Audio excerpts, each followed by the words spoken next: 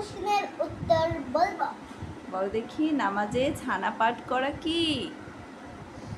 নামাজে ছানা ছানা পাঠ করা সবচেয়ে সুন্নত। ছানা কখনো ছেড়ে দেওয়া যাবে না। কাবা শরীফের শপথ করা কোন ধরনের গুনাহ?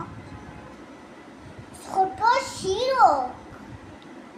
কোনটি মহান আল্লাহ তাআলার বড় সৃষ্টি? আল্লাহ তাআলার আরশ। আল্লাহর আরশ। কোন পাপের শাস্তি দুনিয়াতেই দেওয়া হয় বলো তো? পিতামাতার বাধ্যতা। পিতামাতার প্রতি অবাধ্যতা। কোন সময় বেশি দোয়া কবুল হয় বলো তো? বৃষ্টির দিনে। বৃষ্টির সময়। আল্লাহর পা রাখার জায়গাকে কি বলা হয়? কুরসি। অবিশ্বাসীরা সুদকে কিসের মতো মনে করে বলো তো?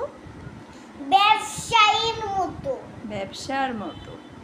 কোন কাজটি শয়তানের কাছে সবচেয়ে বড় কাজ? পিতামাতার।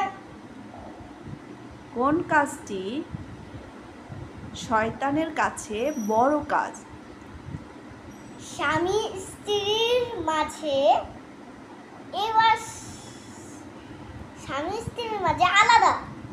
স্বামী স্ত্রীকে আলাদা করা এটা শয়তানের সবচেয়ে বড় কাজ। হযরত ইয়াকুব আলাইহিস সালামের মোট কতজন পুত্র সন্তান ছিল বলো তো? 12 জন। মাশাআল্লাহ।